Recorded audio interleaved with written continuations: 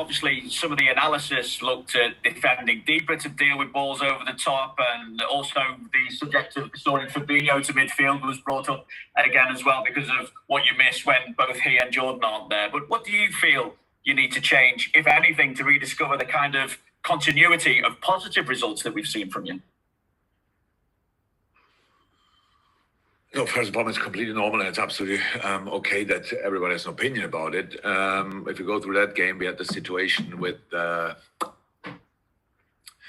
offside Timo Werner goal, and I think each team who play, you cannot avoid counterattacks with players when players like Timo are involved because of the speed he has. Is it about the general defending? Is about your own attack? You cannot wait with your last line when you have your own attack, and then you theoretically lose a ball, and there will be counterattacks. The teams who defend really, really deep will face counterattacks. That's how it is. The other situation when we conceded a goal, we had enough players behind the ball, so it's not that we were like surprised from the counter attack. It was not about the high last line in that moment. It was we had the players there. We were actually too deep in that moment in the box when Mason Mount finished the situation. So in this case, it was not about the line. What was the other thing? Oh, Fabinho midfield. Yeah, would be great. We had the problem that Nate Phillips, who played now together with Ozan, couldn't play. So we had to make a decision: do we take a now unexperienced pairing on the pitch, or do we take Fab? We decided for Fab.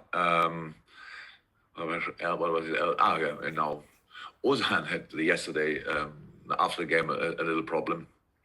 Obviously played now a lot of games, and we will see if he's ready for Fulham. Doesn't look like in the moment, so we will have to find solutions. I understand it completely. Yes, you can have absolutely different views on the things, but in the moment when we make decisions because we think they're the best. Obviously, last night you explained Mo's substitution as well, and I know his agent tweeted something cryptic, but focusing it on Mo and purely his reaction as well, because it's easy for us to put two and two together, particularly when there were those quotes months ago saying that he was unhappy that he wasn't captain against Midtjylland. So it's easy for us to look at Mo last night and say, well, there could be a problem here. So what do you do to ensure that there is no lasting problem? Oh, talking. That's how it always is.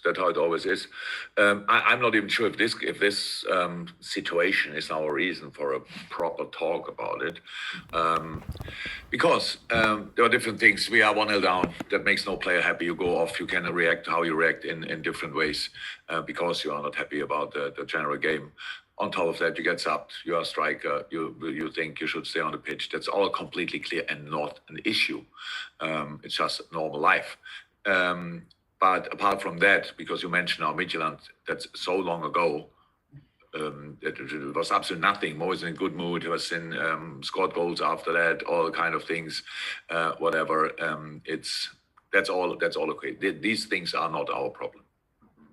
Is there an argument, though, that Mo, along with the rest of the front three, need to rediscover their best levels as well? And to that end, could the return of Jota, now that he's available, give them almost that extra competition that sees those levels raised once again? We all have to improve. Definitely. You only lose games when you have more potential than the results show. Then it's all about the performance, yes. And that's where we all have to improve. But Mo has still a great scoring record. So, but I'm sure everybody knows, and he knows himself, that even he could have scored more goals, whatever. But that's not again, Mo's scoring record is not our problem. But it's in general we have to improve 100%. Thank you, Vinny. We go to Jonathan on the other end, and then we go to James from BBC Merseyside. Jonathan. Just looking ahead to the Fulham. Hello, Jurgen. Looking ahead to the Fulham game, what have you made of them, and what do you think of Scott Parker as a young manager? Great, absolutely great. Difficult getting relegated, getting promoted, which is already difficult enough, but a big achievement. When you see them, I like that really. I thought it the other day when the way Brighton is playing, the way Fulham is playing, it's really exceptional in this league. Yes, it's tough to stay in, but I think it's a really good sign for England to see that these young English managers, if Graham Potter is English as well, is he? Yes. Yeah. So Irish, Scottish, sorry. that is really good, and a good sign, because they tried to stay in the league with two teams, which is difficult, but they do it in a football way, and I think both of them show really that they are ready for a big career, and that's good for English coaches in general, I think. So if now look at Fulham, difficult start, and now meanwhile in the last few weeks, for sure they got more points than we got in the last few weeks. So that says already everything. So that will be a tough one. They have it's a football playing team. They have an incredible possession record for a team in that area of the table. So they tried their way, and it looks like it will work out. So a few months ago, maybe it looked like it's already decided which three teams will go down, and that's now completely different. So it's all close again. And Fulham lost. I couldn't see it yet. We have the analyze meeting after this press conference. But I saw a few pictures yesterday from the game, and you saw really a not sure if dominant, but a very active Fulham side.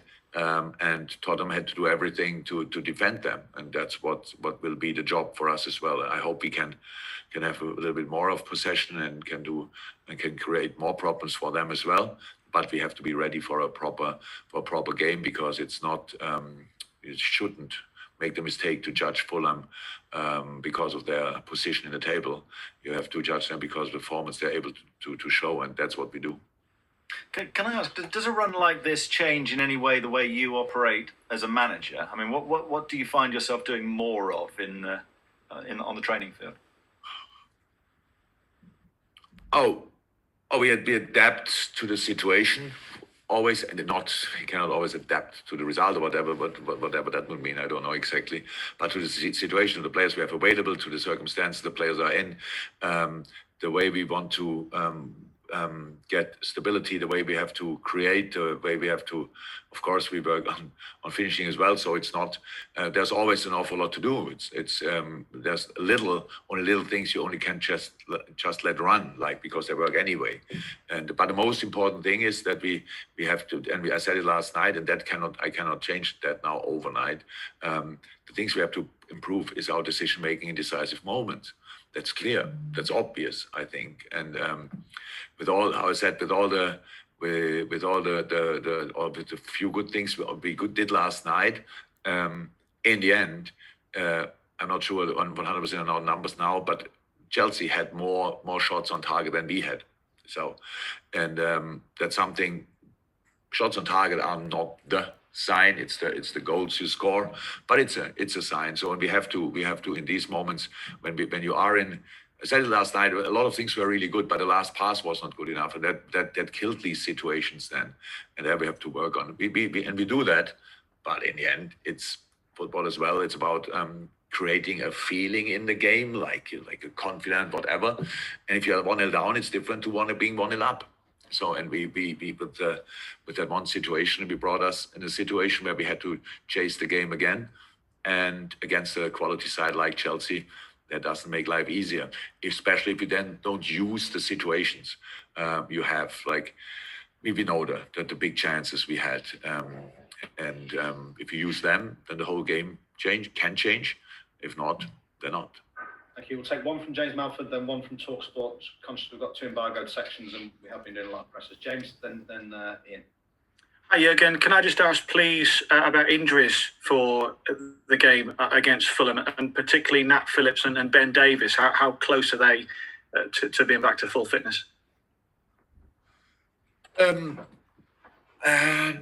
Nate, I think, will be ready. Ben as well. So Ben, for Ben, it's now, it's not easy. So in our situation, we brought him in, and he has to adapt and all these kind of things. He's a really good player, but we have just to make sure that we try to make sure that the people who play with each other, and if you bring one new player and a second new player, that changes everything. And so we have to see which decision we make for it. But it looks like from the boys that were available, could be, and I didn't get the final information yet, only yesterday after the game, could be difficult or the game could come too quick for Ozan. But Nate should be ready again, and Ben anyway. Okay, thank you. One for you, Ian, and then we'll go to Carl Markham from Press Association. Hi, Jurgen. How are you? You all right? Kind of. Kind of. I just wonder if you think this dip in form was inevitable. You worked so hard climbing the mountain in the last 2 years, winning the European Cup, World Club Cup, Premier League. I just wonder whether or not it's kind of inevitable that the dip in form was going to come because you worked so hard to get to the very, very top. Oh, I don't think so. Inevitable means unavoidable. Exactly. Yeah. Okay. It's always going to happen. So maybe that it goes constantly in one direction is I'm not sure if that's possible or not. There are other teams in the world that did that, but you only can do that if you have if your problems are not getting bigger than the solutions you can have, and so that's it. And I think it's the most difficult league to stay on top of everything for a long period is England. It could happen. There's one team who maybe has everything for it. The team, obviously the players, the manager, the money, and all this kind of thing. That is Man City. All the rest has to fight with all you have to get close. And when you are close enough, then you can maybe make it. What we showed last year. But there's a big difference between what the situation we are in now and the situation which could have happened. So becoming second or third or whatever in a year when it's not perfect for you is, I think, for everybody absolutely okay. You have the chance to go in cup competition far. You have the chance to go in the Champions League as far as possible. All these kind of things. But our situation is different. I think we all agree it's a really strange one, injury-wise, and football is much more a rhythm game than maybe people might think. Means when you can rely on different things, when you can build on different things, then you can reach your personal best as a team. And we never had that situation this year, that we really could build on something because we had to change too much, and that's it. Again, that's the situation. That makes it now. That shows why it was clear it will be difficult for us from a specific point in the season on. But then, of course, the job you have to do then is to fight with all you have to get results anyway. Maybe not with your absolute best football or whatever, but results anyway. And that's the point where we didn't do well enough because we didn't get results. And like in an average game, you still can win it, or you can draw it or whatever. But we lost even games where we were actually good, and that's of course then not exactly how it should be, or it's absolutely opposite of it. And that's what we how I said, we are very self-critical. We know that, and we take and face all the criticism. That's absolutely okay. But it's still our situation, and we cannot change it now. We cannot change the past. The only thing we can try to change is the near future. Okay, thank you, Carl. Just before I go to Carl, we've got just the guys for the first embargo section. If they could put their hands up, we can't take everyone's today because we've got 2 embargo sections. But Carl first. Hi, Jurgen. Hi. Hey, you said last night, just to go back to Mo, you said last night about him feeling the intensity of the game last night. I'm just wondering as well, does he feel the responsibility of being the main goal scorer in the side? Because his numbers are what you expect them to be, whereas Sadio's and Roberto's maybe aren't. Absolutely possible, of course, but I don't think for him that's kind of pressure. I think he enjoys that rather. It's not about that. So how is that? Mo is goal scoring is absolutely outstanding again, and especially when you look at the consistency. So again, it's. I said I could have changed last night. Other players as well. That's true. It was more about who we bring on in this moment, and then in the situation when you make a decision like that, he looked for me like he felt intensity. He probably saw it completely different. That's again absolutely fine. That is not the most important thing in the world. Half an hour without Mo Salah, maybe that's the reason why he can play on Sunday again. Stuff like this. We make these decisions in the moment and not with any thoughts in behind. The problem is only you have to explain it obviously then after the game, the day after the game, and all these kind of things. We you try to find a story. These kind of stories, so far, they didn't happen. I cannot guarantee for the future and for all times that it will never happen. But these kind of discussions we never had.